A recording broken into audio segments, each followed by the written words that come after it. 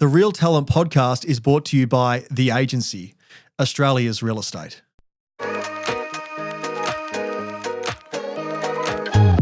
Welcome to the Real Talent Podcast. I'm your host, Michael Wood from The Agency, and this podcast is where we deep dive into the minds of Australia's top performing agents with one focus, listing strategy. From winning the appraisals to mastering vendor communication, we break down exactly how the best in the business are securing more listings and growing their market share. No fluff, no guesswork, just real insights, real tactics, and real results, straight from the agents who are doing it every day. Let's get started. Well, ladies and gentlemen, welcome back. Nick Brooks is in the house. Known Brooksy for a very long time. We worked together, which was awesome. But Nick Brooks from Marshall White, welcome to the Real Talent Podcast. Thank you very much, Woody. It's I'm a bit nervous, some of the big hitters you've had, so I might be dragging the chain with your downloads for this one. But what are we, about 9 years ago, I started in real estate and we were working together then. And we were. To this date, I've had the most hilarious appraisal I ever had in my life was with you. Well, we can't start talking about it, otherwise we'll laugh for about an hour straight, mate. But speaking of those 9 years, I remember when you walked in, I thought, this guy is just straight from Chadwick's model management. He's just walked in here running about 3 or 4% body fat and just absolutely launching straight into the Stonington marketplace, which I think is probably a perfect marketplace for you, mate. But appreciate you coming in. Obviously, all jokes aside, you've had a lot of success in your time in your 9 years, as you said. 9, yeah. In real estate. The big congratulations email comes around and it actually scares me now. I used to enjoy them, but yeah, 9 years. Yes. Well, I actually left Marshall White after 9 years, so yeah, make of that what you will. Make of that what you will. Mate, getting straight into it, keen to learn obviously how you've got to where you've got to now. You work in a powerhouse team. I don't want to say it's not your team because you're a part of the team, but you work in Team Chiminello, which is a superstar outfit of Australian real estate. You could probably say world real estate. I don't think that'd be underselling it. But mate, tell me, you had a background in stockbroking, moved into real estate. What were the key things you did to propel your career as soon as you got into the real estate industry? It's all about how you approach it and how serious, when you decide to start taking it serious. And because I came across, I was early 30s or something like that, and I'd danced around real estate for a while. I knew I was coming to it late, so I sort of wanted to have I had to play catch up, basically. People that came into it at 19, they'd naturally known how to approach things, how to list, how to prospect. So I sort of really wanted to learn those skills quickly. The way I looked at it is that, you know, if you just add one tool to your toolbox every week, you'd come out at the end of the year with a much more complete agent. And so I was pretty hungry, as you know. Marshall White's pretty big on the training, but I don't think I missed a training session for the first 3.5 years. And there's some great lessons to be had, who you're sitting with and what you're learning, how to prospect, how to go about it. But I mean, it's a bit the same as everyone. You start. I'm originally from southern New South Wales, so I didn't have a huge network in Melbourne to lean on, or an old boys crew. Most of the Assumption College crew don't always make it down to these parts of Melbourne. But yeah, it was just hitting the phones with orphan lists. I found that was huge. Yep. I'd have to say that was probably where I started building the most. I'll get to that, just how to go about that for anyone that is new at it. But otherwise, it's just servicing buyers. You know, you want to call people that want to take your calls. And as a buyer, and you've been a buyer in the market, I've been a buyer in the market, someone's ringing you and telling you what's coming up and what something sold for and what else they should be having a look at.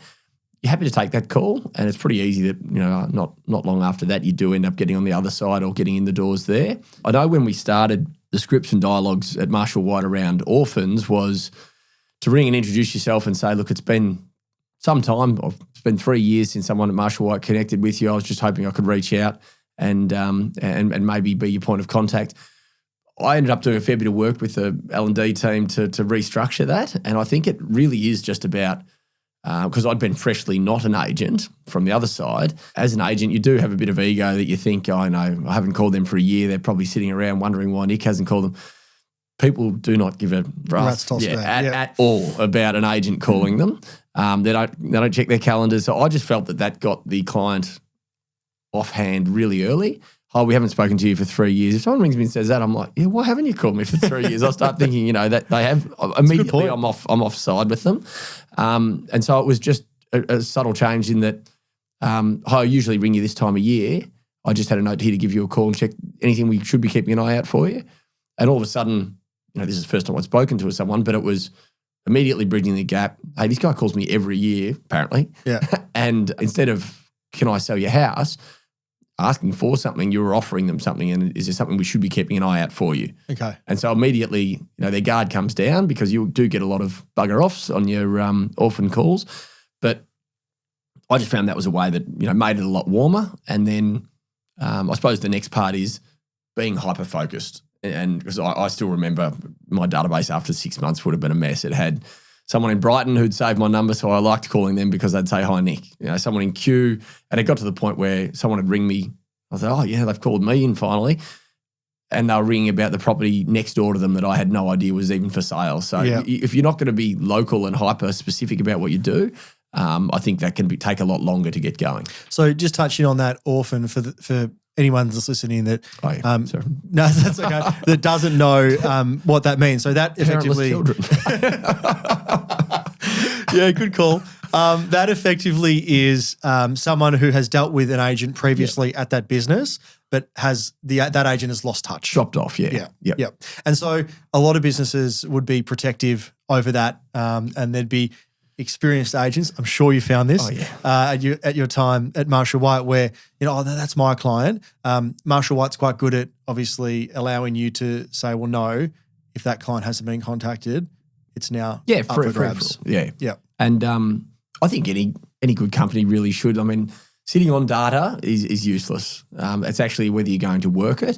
And I think that's a really good thing for anyone to have processes in place where after X amount of time, they haven't been contacted. It doesn't mean it immediately become yours. You've got to earn that right to represent them, but you can at least have the opportunity to do that, which is good. And what is good data? What does that look like to you? Is it a name, an email address, an address? Is it all of the above? What does a good piece of data look like to you? The best piece of data is if they have your number in their phone. Well, that's true, yeah. That's fantastic because a lot of people can have the cleanest data. You see people just adding to the database, which is fantastic. Here they are, that's who their cousin is, that's who their sister is. But if they're thinking about selling, if they're not calling you, it's brilliant to have all of that data. But if you're not working it really, it's as good as being ChatGPT or White Pages. You can have all these numbers and addresses and everything, but if they're not connecting with you or when they think real estate, they don't think of your name and your brand or your agency, then that's really quite useless. You're just like sitting on data, like I said. What was effective for you in terms of having that breakthrough of, a name and number and someone you call to actually that face-to-face meeting? What was effective for you in terms of getting indoors? I'm a big system sort of person. So if I have to do something more than once or twice, I generally like to set up a system for it. And so as you're going through calling these orphans and calling these people that haven't had contact for a little while or even calling buyers that have been looking in your area for a little while, I templated a couple of letters. And as I'm speaking to them on the phone, it's, they're getting letter 1, they're getting letter 2, they're getting letter 3. And so it was fantastic to speak to you on the phone. Understand you don't need anything at the moment, but I've attached my business card and our latest market update. If I can ever help, please let me know. And so literally, through the templates, and most CRMs have this, you click a button and it pre-populates it and they get a letter. So, they got the phone call on the Monday. Tuesday, Wednesday, they're going to receive a card, a market update report and a letter. Mm-hmm. And that went out to them. Or if the different versions of it were, we are starting to look later in the year. So I just mentioned, understand you're looking at doing something a little bit later in the year. When the time's right, feel free to reach out to me and we can go through in a bit more detail, those sort of things. But just so it was a little bit more high touch, I challenge anyone, if you're ringing someone once a year, to ask them to remember who you are. Want to be one magical phone call, but as probably not the only real estate agent either to be calling that person. But as you know, the frequency builds trust. So the more you're having those touch points, getting relevant listings, either text or emailed across to them, a basic, like we're talking about nuts and bolts, things that I have. If you don't have yourself saved as a contact in your phone, when you get off the phone to someone, send that to them. Here are my details if you want to save that and never need anything. I'm right here. So that just does help. You can put your cheesy photo on it if you want, but having that sort of level of contact with them and sort of trying to bridge that gap from the unknown to being relevant to them, I think that's how you become. And are you big on sort of if you've got a listing in that person's street, letting them know about sold results, new listings coming up? Do you sort of target that as a way of prospecting? Yeah, I think that's always a really relevant thing for people. I've tried to do types of homes. So we've got people categorised as luxury apartment owners. So if we have a listing, and that's an area we do quite a bit of work in, if that one comes up, letting others know that might not be in that street, but if you're in the same suburb or 2 or 3 suburbs over, reaching out to someone that has a similar 3-bedroom, 3-bathroom, 3-car apartment. Hey, no, you guys aren't doing anything, but of interest, this one's come up. It's got a very similar internal size to yours. Like those sort of things are really relevant, as opposed to I've listed a house in Smith Street. I'll text someone who's got an apartment in there and they're saying, it's not nice to know, but it's not super relevant to how mine's going. I haven't heard that before. That is, for anyone listening, that is a very, very good point of difference. So it's property type as opposed to geographic location. And some of the categories we go through, whether it's period home, Victorian, Edwardian, contemporary, modern, unrenovated, renovated, heritage, non-heritage as well. And so someone's got a non-heritage block, something else comes up that's non-heritage with you or not with you, suddenly you can compile that list of 11 people who have similar that you're prospecting towards. So it's a much more relevant phone call than there's a townhouse at the end of the street when they've got a 1,000 square metre block themselves. So love that, mate. That's awesome. In terms of obviously working within Marcus's team, how did you go? You weren't always in that team at Marshall, were you? You moved into that team after a little bit of I had to bully a young man named Brendan Allen to move back to his hometown. No, it was originally when I came down, I was working with Longy, more so Justin, and then over time Brendan Allen, who works now with Elders up at Euroa, he's a star, but he and I just started doing a lot of work together. And then I was covering a couple of things for Marcus on Saturdays, not with the expectation of, putting my hand out for anything, but it was just good exposure and meet more people and that sort of thing. And then it just, when I was doing more with Brendan and Mark said, look, there's a spot there if you want it. So that was probably 7.5, 8 years ago. And how do you deal with initially the pressures of working in such a high performing team? Was it nerve wracking? It was, you want to get it right. I think that I had that year one. You want to get things right. You want to hold yourself to a pretty high standard because you certainly will be in that environment as well. So it was, you want to get it right. But, Mark, he's a fun guy. He's, keeps things pretty light. He always got time for a chat, even though he's got 4 million things to be doing. But, it's high pressure, but you should want that. I think the pressure comes from, wanting good results and good performances and those sort of things. But at the same time, you're not asked to do his role. Yep. You're asked to do your role. And whatever that is and whatever that evolves over time, as long as you're playing your role, I think, he's going to be thrilled. And what is that role at the start and how has it evolved? It's interesting. Probably a couple of years ago now, Marcus said, can you put together a bit of a summary about the roles? He doesn't have a lot of time for hands-on managing of the team. And he's like, what do you do? Yeah. And so me being basketball-minded, I named them, what was it, LeBron, Wade, Bosch as first, second, third name on listings. If there's only 2, you can make it Shaq and Kobe if you want. But if you've got the 3 on there, the lead person, LeBron, should be doing the vendor communication. They should be doing the final photo selections. They should be doing, as you go down, pricing strategy, finalising those sort of things. Negotiating. Yep. The second person, have you notified all the relevant buyer advocates in the area? The second person, are they getting, EDMs organised and out on time? Are the open times confirmed online, double checked? Third person, if there is a third person, otherwise it's sort of, you mix this up. But right amount of brochures there. Are the SOIs going to be there? Do we have enough at the house? Little things like that. Chased around the property information sheets all accurate and correct. So that you star in your role. It's not just a matter of, hey, I'm number 3 on this one. I'm going to roll up and get a clip of the fee at the end of it. Play your role right, and everything runs really smoothly. Like nothing runs smoothly in real estate, but it can run smoother. Yeah, smoother. Yeah. So, but it's not a matter of, I'm in his team now, I should start prospecting his database to, prove it just doesn't work like that. It's not the expectation, and it's certainly not what makes the team run well. As long as you're still working in the right areas and the right price point, and the right people, then that's fine. You're still playing your part to the team. And my role's slightly different in that we probably only do one, maybe two properties a quarter together. Other than that, I have almost a pod within the team where I've got Isabella and Ella working with me. And so, yeah, we sort of do our things. There's natural crossover where we've still got Mandy Stanley, who been with Marcus for a decade now, so might be the most tolerant person in real estate. No, she, still runs the bulk of all of that. So, again, it's just everyone playing their role and not trying to do too much, but also sort of holding the standards up there as well. And with obviously that progression of your career from working within a team, which you still do, but I'm sure you probably at one time managed a lot more properties for Marcus than you manage now.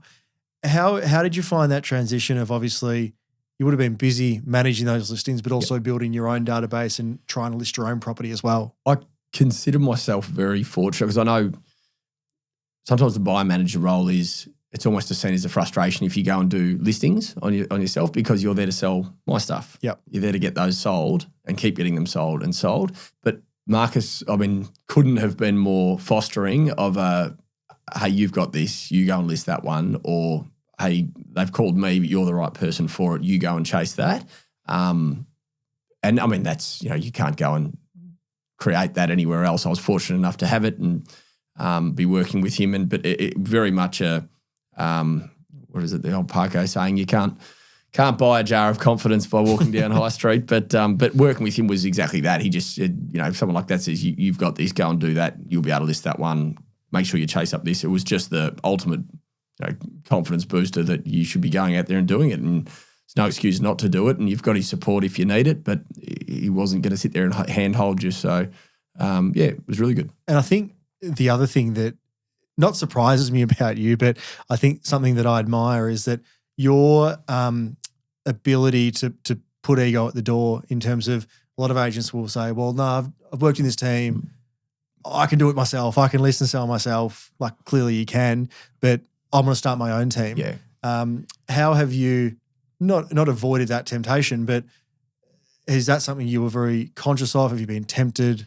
About 3 or 4 years ago, Marcus came to Mandy Stanley and myself. Mandy's been his business manager for 10 years now. And he said, I want it to be our team now. I want it to be all three of us as team leaders. Come up with a name for the team, whatever you want to call it, but I want it to be the three of us. And Stan and I had a bit of a think about it and said, look, well, if you're going to park your ego for that, we're happy to go ahead and just have the name as Team Chiminello, because you do the bulk of the heavy lifting, and we're not too fussed on that. But the temptation, obviously, should you be starting your own team, is it time? There really is no, it would just be a physical, geographic change in terms of I want to sit in a different office. Yeah. Because at the moment it is like there's no clip off the top or anything like that from him, and he's been like that from the start. Doesn't charge a desk fee, doesn't clip you for anything like that, which is not something that is regular. I was going to say, it's pretty rare, isn't it? Yeah. It was just something that it does foster a lot of loyalty as well. So, but yeah, it would just mean that I was sick of sitting in there with him, would be the only reason I'd move, because at the moment it's you run your own team, you chase your own properties, you organise all of that yourselves. And then where it's relevant, we'll cross over and work with each other on different listings as well. But it's very collaborative, us on his stuff, he's on our stuff as well. So, but yeah, I think it's almost every Christmas party I ask him is, you want me to get out this year, or are we all good? And he said, no, I'm happy if you're happy. So yeah. It's I found another director that's not into horse racing, golf, or cycling. So I think he might be the only one. So, a couple of my favourite hobbies there. So I'll except for cycling, I'll lead on from that one, mate. Going back to sort of a bit of the nuts and bolts of real estate. So you are selling very, very high value property. I'd be hesitant to guess to say your average sale price would be somewhere between 3 and 4, and sometimes often higher amounts than that. But across the board, is that inaccurate? Is that about the average? I think everyone does this. You sort of naturally evolve in terms of where you want to be, what you take stock of where you are, and then what you're chasing. So energy goes, or what has it worked? Energy goes where the carrot is, or whatever. You hang the carrot over somewhere. That's where the energy goes as salespeople. Yep. But I quite consciously wanted to move up from, when you start out, you grab what you can, but where you do want to be a bit more, like I say, relevant to what our team is targeting. Sure. So it doesn't make sense that I'm going out and doing, $1 and $2 million properties, and it's not turning my nose up at them. It's just I'm not the most relevant person in that marketplace anymore. If anything, it's an ego to say, well, no, I can do them too, and I can do the higher ones as well. It's more work out where you're relevant and where you can add the most value. And that's probably now moved into 4 to 8. Okay. As the other top end of the market has started to move 10s, 12s, 15s, those sort of things. Yep. But it's also just professionally quite a smart thing to be a specialist. You try and be a generalist and you're starting from scratch every campaign. The fact that probably 50% of our business is luxury apartments, the other 50% is the homes. We've got one starting Wednesday on the Thura Road. Beautiful apartment, 3-bedroom, 3-bath. You're not looking at it. It's just around the corner from the office. Could be a good little city base for me. But it's so you start your campaign and you're not starting from scratch because we've handled 15 luxury apartments in the last 12 months at a similar price point. So we're not looking for new buyers. We know the first 12 buyers have probably been through during photos or during styling. And we've got a relationship with them. We know what their limits are. We know what they want. They want east, they want north, they want car parks important to them, storage. So it's just smart to sort of work in regular price bands and regular geographic bands as well. Similarly, when a house comes on, renovated period home, you know who the people to call if they've got 7, 8, 9 to spend. Make sure you're on the phone to them, let them know. But it's not, if I did, a $1 million house in Caulfield, I'm starting from scratch. I've got to find a new buyer. I've got to learn everything about them, what their limits are, what they've bid on. Like I said, it's not an inflated ego to think, well, I can do that and do this at the same time. It's put your energies in the right spaces and you're rewarded for it. I look at someone like Luke Saville, who works with us at the agency, who's on the other end of the spectrum, obviously a lower price point, lower average sale price at I think about 700,000.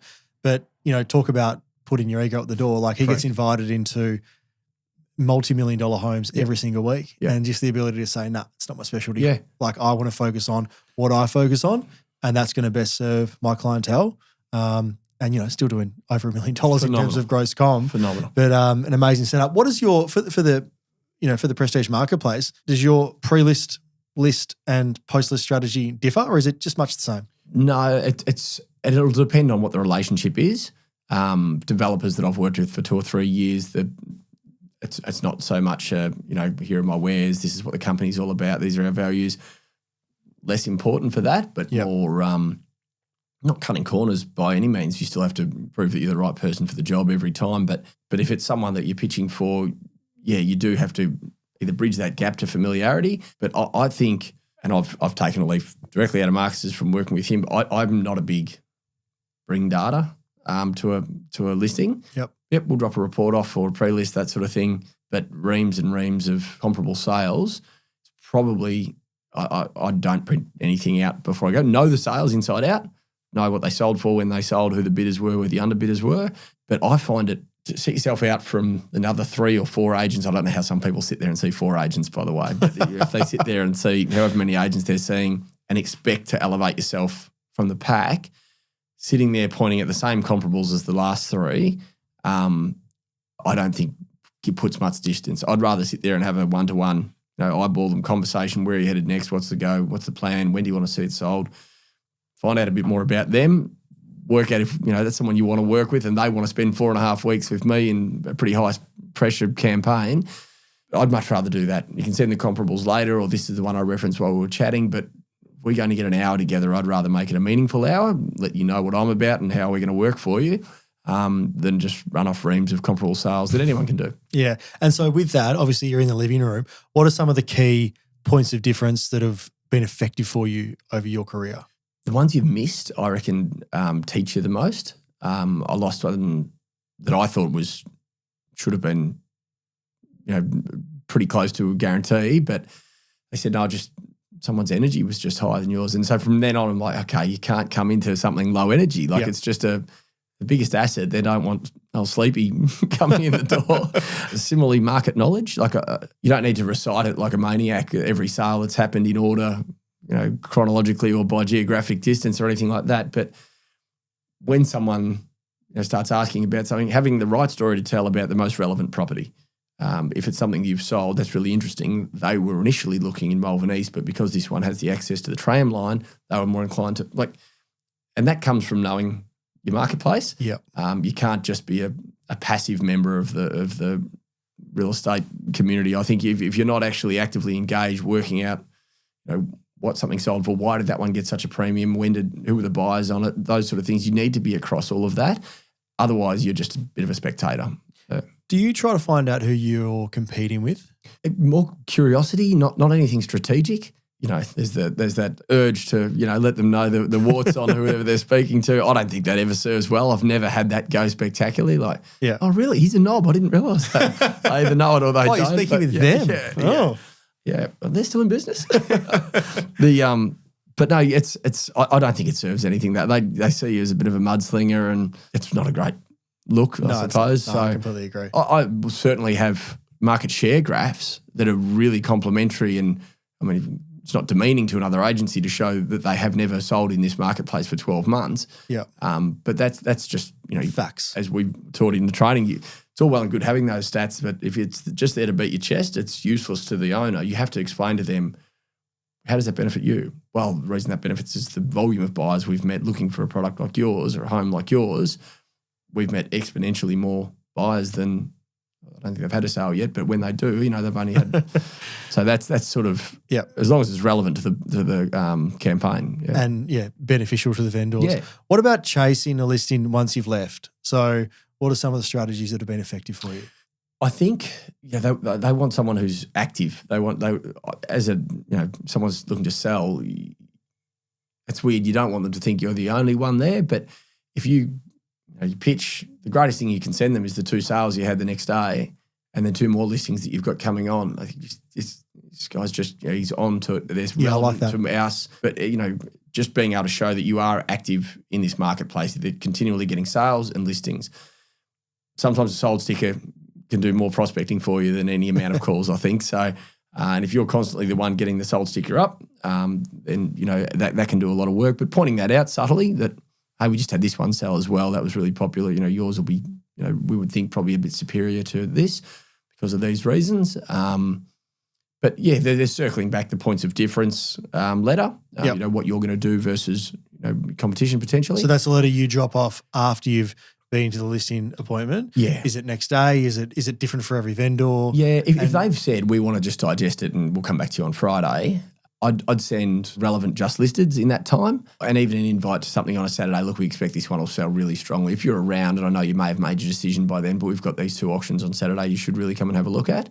It's relevant and it's in front of them, and it's sort of planting the seed that you're an active person that's going to be working my property and meeting a lot of buyers for my property. Bit of a weird one, but why do you think agents miss listings? 2 that jump to mind when you asked that, what I mentioned before about not making a connection or separating themselves from, like I said, we've all got egos that a client's going to know that I've sold all these properties. They should be picking me because I sold all of that. I want to know who they're going to have a connection with, who they trust. If they've had a review or a referral from someone that they know and like, that's stronger than anything else. So it doesn't matter that, a competitor may have called them every week for the last year. If their cousin or neighbour or best friend gave a referral that, Nick's really the great person to go, we had a great experience with him, it was actually good for an agent, then that can be a lot stronger than, the once a week phone call that was coming in, because they need that level of trust. But yet failing to separate from the bland pack of agents that sit there in a navy suit and, answer and use the same comparables. And that's where I find not having a mountain of paper in between you and the client, but instead just having that connection and speaking to them. Sure. What's important, what's this, you can actually get on the same page early before the campaign even starts, to the point where they feel that's the person we want representing us, because I feel like they're with us on this journey. So it's just diving into that. So it's the inability to really differentiate yourself apart from the obvious things. Yep. So I think a lot of the time agents fall into the traps of, what's a reason to go with you? Oh, we've got a really strong database. Yeah. Well, guess what? everyone So does everyone. Yeah. Like that's not a point of difference. Yeah. So you've nailed down your points of difference as to why use Nick Brooks. And always why it's a benefit, because otherwise a points of difference letter, if done incorrectly, can read as just the greatest chest beating nonsense. We have this many people on a database. I have this many followers on it. It's from an owner. I read that. I'm like, oh, come across as a knob, but he is a knob. So instead, having it set up where we have an amazing amount of social media exposure, highest in X, Y, and Z compared to others. This benefits you in that the reach of your property will actually get to more eyeballs and people in your neighbourhood. Most number of sales in this relevant price point and area. Well, the reason that's a benefit to you but have that explained. There's always a benefit. It's got to be for the vendor's benefit, not for my ego. Like sure. that has to be sort of explained and really highlighted, I think. The other thing that some agents miss is that it's inauthentic. And I think, it doesn't matter if we're dealing with a 20-year-old or an 80-year-old, we all develop instincts as to whether we're being presented with an authentic self. Someone sits across from your table for an hour, you've got a fair assessment on someone if they're being real. Yep. And that's where we get a rough reputation for being slimy, or, agents because they can get in there and just say nonsense or say lies or put up, something that's not themselves or not authentic. But I think vendors can see through that. And if they detect it, I'd find it very hard to think that someone's going to want to go with someone who hasn't been, authentic to themselves. And that might be, look, I know you're speaking with this agency. They've had a really good run, but I want to let you know, whilst I haven't had the most number, I'm going to work my tail off to make sure that this is the best campaign this spring. I want everyone talking about this, and I'm going to make it personally. So you don't have to sit there and lie and go, I've had the most as well. It's like, no, you haven't. Like that's very, very transparently not true. Yeah. Yeah. But I think authenticity can cut through quite a bit. And even if that's a bit of vulnerability in terms of, like I said, we don't have the most, but geez, we're going to work this overtime.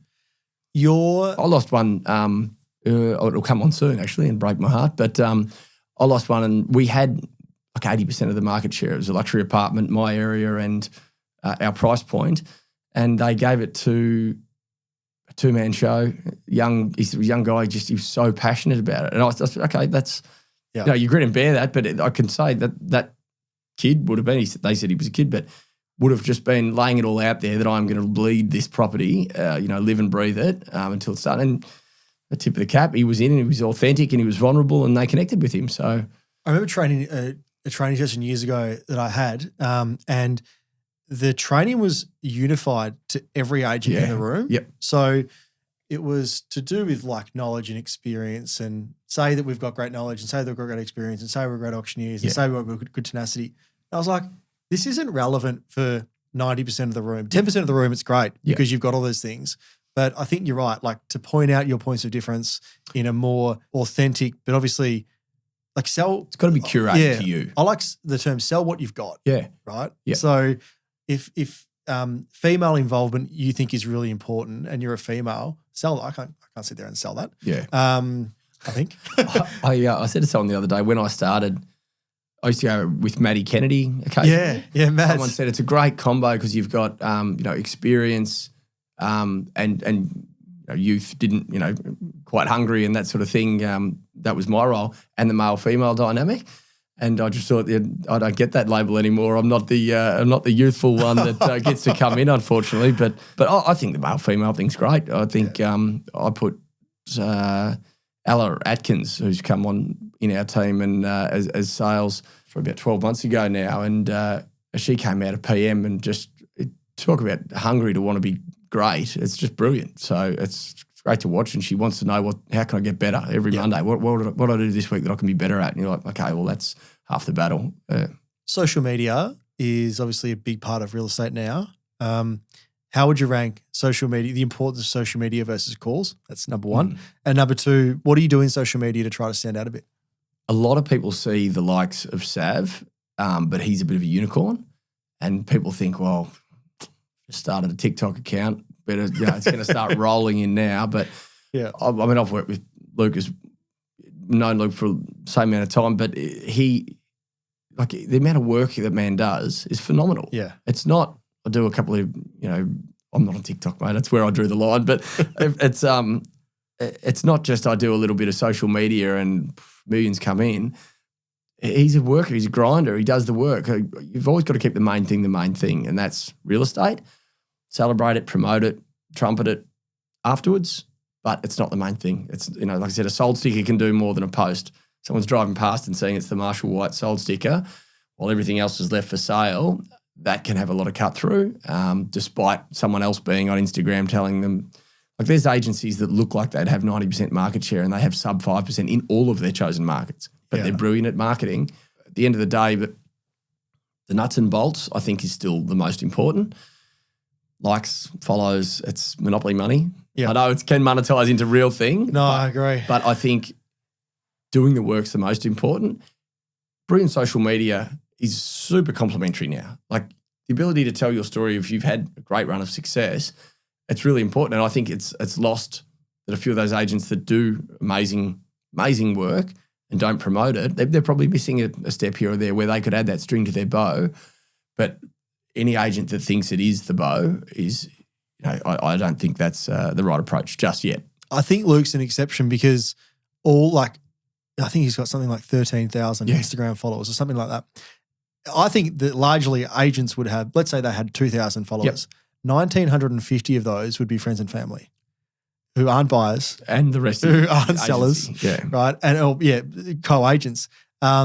Whereas I think a lot of Luke's followers are actually proper buyers, which is a unique, as you say, unique. But it's not like a haphazard, I'll post this, like it's strategic. Yeah. But you still value the nuts. You still really value calls, relationships, database management, that sort of thing. Yeah. I think being in your marketplace and being right amongst it, I think it's got a place, but the over-importance of it or reliance, and it's easier than doing the work sometimes. So it's nice to curate a tile and get all of that sort of thing. Just you could have been making 10, 15. $250,000 above reserve. Exactly right. Yeah. And that's the other thing when it's done poorly. Yeah. It's horrendous. Cringe. It's costly. Cringe. It's costly. Yeah. What are your best listing sources? Like if you had to break it down and say, I'm a referral guy. I deal with, I've just focused on developers. I like letterbox drop in. What would your top 2 or 3 be? Referrals is enormous. Yeah. How do you get referrals? Is it referrals from past sellers? Is it networking groups? Is it? I mean, I don't want to drop the Australian club, but I might have to drop it in here. Is it clubs like that? Like, what's the best for you? Jack Bongiorno has a really good take on this. That you're in a circle. They will never use anyone but you. Like that's your friends, family, your best friends. Like that's B's and C's. They know about you. Probably going to use you, but they're not as tight. C, you're getting out there again where they have awareness of you, and D, you're no chance really. If they fall on top of you, you might end up with one. But and he is just really strong on making sure that your B and C, like you make those as big as you possibly can, especially if you can move someone from a C to a B that once they've had that work with you and had a good experience with you, I think that just becomes a really important center of influence that someone who's not your AAA family member, your mum's always going to list with you hopefully, but instead it's just having that extra layer of circle that's going to be sending business your way, but they'll only do that once they're comfortable to do it. Database is still really important. I think that's really relevant that you're really working that. But in terms of everything that is out there for people to get listings, I think the most important thing, regardless of what you're doing, is that you're doing it consistently. Because I know early days, and a lot of people these days are, these letter drops are brilliant. I'm getting on those. And I saw Ben Manalitsis over in Albert Park killing it with these videos. I'm going to do a video this week. And then it's just ping, ping, ping, bee in a bottle sort of thing. People that are consistent, doing the same thing, you get a right mix of what it's going to be, whether it's anniversary gifts and those sort of things. I think whatever you're doing, as long as it's consistent, I think you start working out, look, this actually drives a fair bit of business when I do these actions. You can drop off the ones that aren't going so well, but whatever it is, just develop the consistency for it, because it's amazing how many people you see that do something, it works, and they don't continue doing it. Yeah. Instead, they go and chase the next thing. Like, I've got to do a TikTok dance so I can. It's funny you say that because I've seen agents in the past and they'll get to a certain point. So work their tail off. Let's say they do letterbox drops every week for 5 years. Yeah. And they go from 100 to 250 to 500 to $1 million. They get to $1 million and then, oh no, I don't do letterbox drops anymore. No. It's like, what do you mean? Yeah. Like, oh no, I'm too good for that. Yeah. It's like, that's how you built your business. That's how you got to your business. We've got a guy in Altona, Will Pendlebury, doing at the moment about 5,000 letter drops a week. That's his number of letter drops. Now, he doesn't obviously do all the letter drops, but you speak to some agents that say, oh, I've tried letter dropping. It doesn't work in my area. It's like, yeah, but you dropped 250 letters once. Yeah. Like, Damn, where's the GPI? Yeah. Why haven't I got 5 listings? Yeah. So that consistency piece is spot on, mate. One more question before we wrap up. And this is a question that I ask every single person on the way in. On the way out, I should say. Who is, in your opinion, the best real estate agent, apart from yourself, in Australia? Has anyone dropped themselves? No. I thought the reason I say apart from yourself is because we are speaking to real estate agents. Yeah. And if you, it's probably the one industry where we're in danger of a few people nominating themselves. And then have a solemn answer as to why. Look, if I had to choose anyone, it would be myself. No. Who would you go to, mate? You know this is going to be the least surprising answer. I thought it would be. I sit 4 or 5 feet from Marcus. I mentioned Brendan Allen before. Great guy. I learned so much from BA in my first couple of years, and he learned obviously from Marcus, but I'll say Marcus is my answer.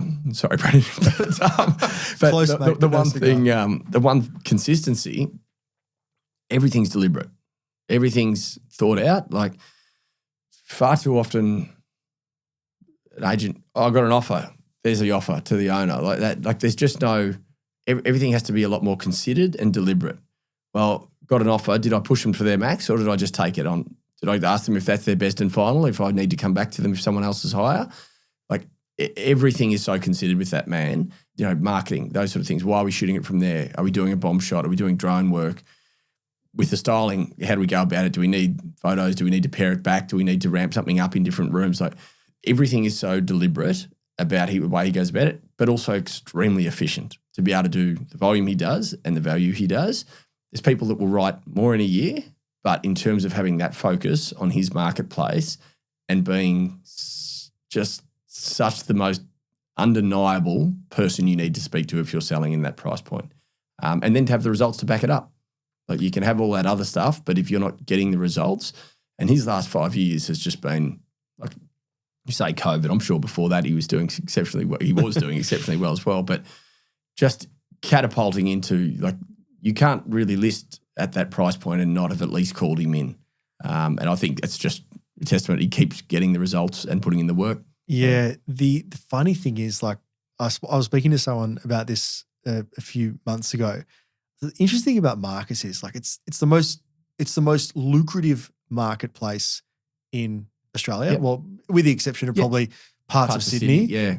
It's the most lucrative marketplace in Australia, and it's probably the least. I shouldn't say it's not competitive. Yeah. It's probably like the least competitive for someone like that, just because of the dominance they have in the marketplace. You'd think best houses, best areas, there's going to be so much competition. But he's just done this phenomenal job of separating himself. One thing similar that I've brought up with him with that, people wanting to come over and just jump into Turak and start doing it. And I know he lives this as well as, so it's not just a fair saying in it, but you've got to earn the right to represent those properties. And in terms of the grind that he's done, it's not like it's a private school alumni that's, got him there or anything like that. He's earned the right by giving great advice, by, making sure that the properties are reflected as best they possibly could be in the market, but then delivering on those results as well. And I've heard him get offers on property where the owners are thinking about accepting, and he said, I reckon there's more out there for this. If you can be patient, I reckon there's going to be more out there for that. And that's the right advice. 99% of agents would go, well, hang on, I'll get this together. That's done. That's done. But the right advice is that I think there's more out there. Let's hold out and see that. And that's the trust that he has in his core and his circle of clients is just impenetrable, which is why it now appears like there's not a heap of competition for him at those upper echelons. But he's earned that ability to stand on his own in the answer to the question, yeah.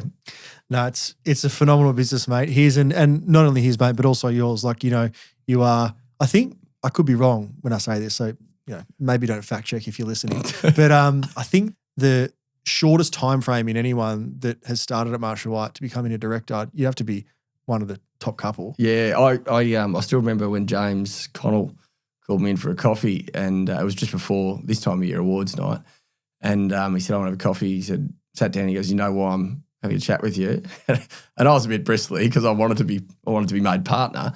And I said, oh, if you've got any sense, it's hopefully make me partner. And he said, oh, no, it's not actually. And I was a bit shirky. And he said, oh, we're going to jump into director, and it was associate director. And I was pretty shocked by that. But it was mate, everyone's proud of their own agency, but I love it. Yeah. It's incredible, mate. He actually pulled me aside once, and I was expecting the same conversation, but he actually just said, you need to lift. Are we allowed to tell the story about the appraisal? No, we can't, because I will laugh. I had to get up 4 times during that appraisal, and I couldn't stop laughing. I'll tell the PG, but there was a dog that was just far too amorous with a big wet nose, just kept jamming it into Michael and I, and I couldn't keep it together. So. I had to leave the room. So anyway, if you want to learn more about that appraisal, speak to us off air. But Brooksy, thanks so much for your time, mate. You're a bloody legend, and I'm sure I'll probably try and steal some of your time next year. Good on you, mate. Cheers, mate. Rip up. The Real Talent Podcast is brought to you by The Agency, Australia's real estate.